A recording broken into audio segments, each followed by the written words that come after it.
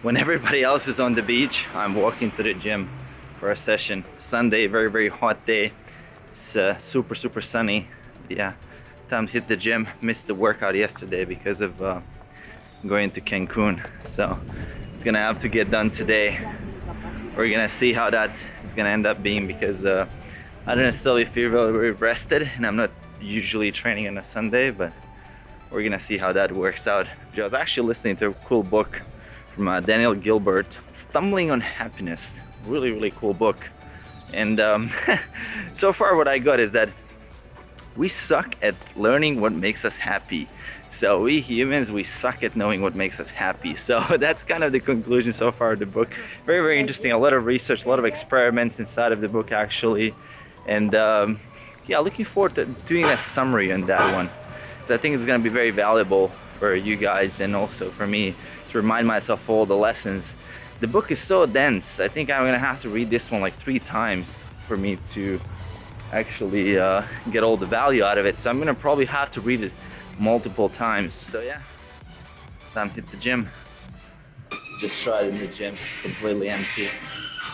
That's how we like it. All right, so we're finally back in the gym with another voiceover workout video. And it's been a while since I've done one of these, and the main reason for that was that my old camera lens that I was using with the Sony a6000, which is kind of my go-to camera, got destroyed. It dropped into a leg press machine, and the lens was a zoom lens, so it was really extended, and it just got destroyed as soon as it dropped down. I'm looking into fixing that. But currently, in the meantime, I have a very small Sony RX100 that I'm currently using, and it's worked perfectly. And I was quite surprised that this small compact cam can actually pull out really good quality, and that's what you're seeing right now. So if you have comments on that, just let me know in the comment section below how you like the quality of the footage. Aside from that, let's crack into this. As you guys can see, I'm doing the warm-up phase right now. How long this is gonna last? Well, it's gonna depend on how ready I feel, and as well as for you, depending on your climate, on your environment, what you've done that day. I mean, if you're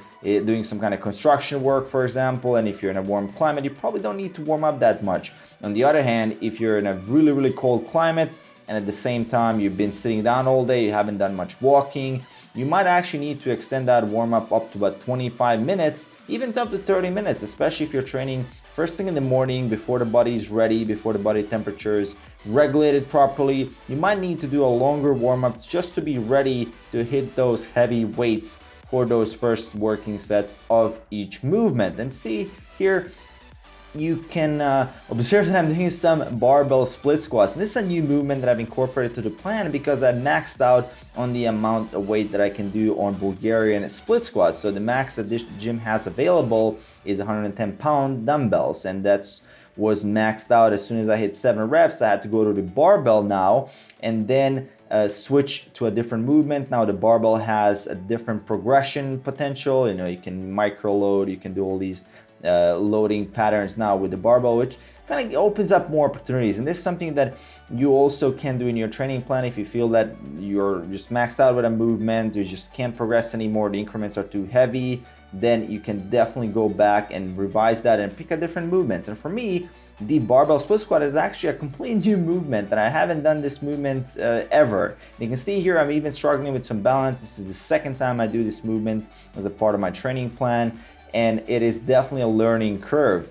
And it is a great movement, as I said, because of that progression potential where you can simply add a little bit of weight because it's a barbell. And if you have those micro plates, you can actually add just tiny amounts, half a pound to a pound, each time you step in the gym or every week, depending on your training age, how far you can progress and how fast you can progress.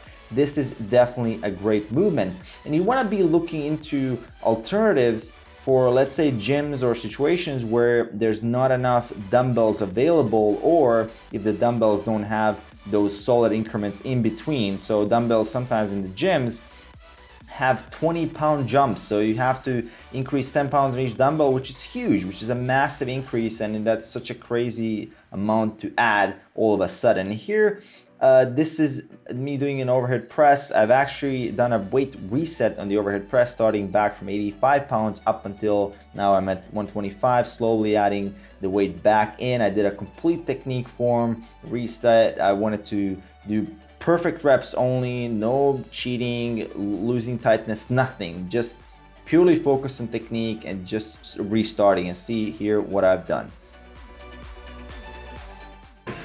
One more left in the tank probably in terms of reps, but the reason why I stopped there on that last rep because I noticed that my glutes were losing tightness.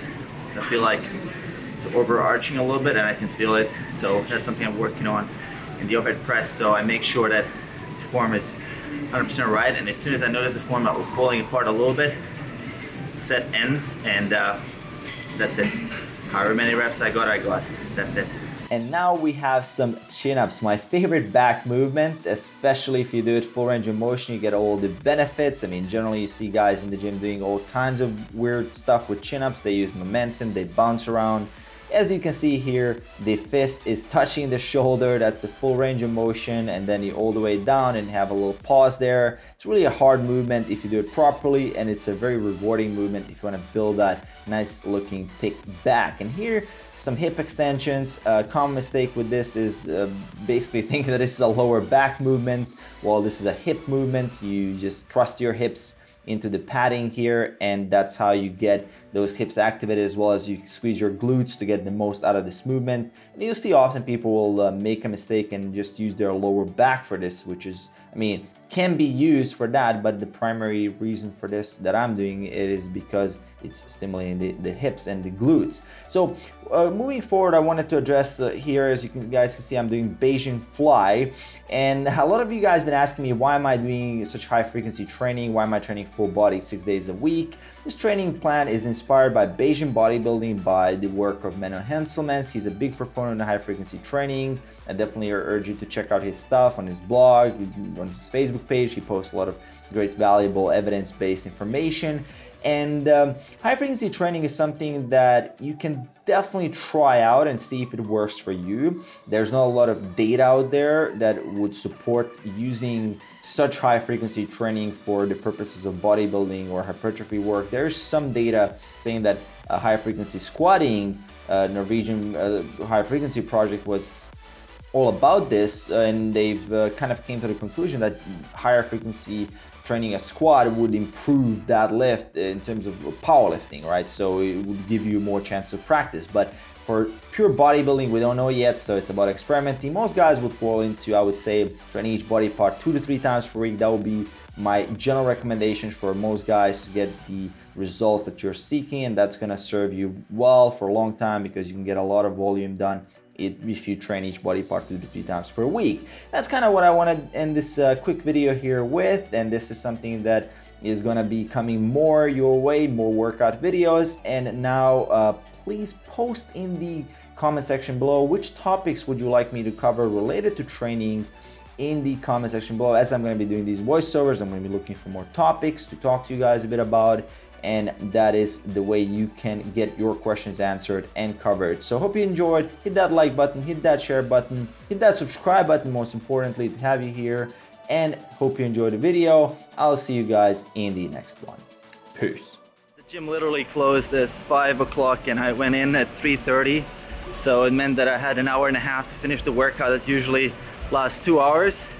I didn't do 2 sets of hip extensions. I missed that, and I missed I think 1 set of triceps, so that's something I'm gonna make up for. There's some gangster shit going on around here.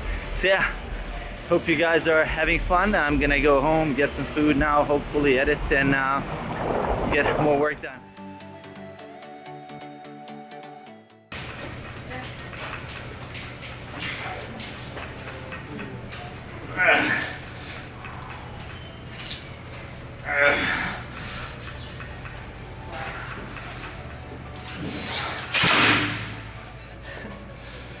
The gym literally closed right now in the middle of the set, so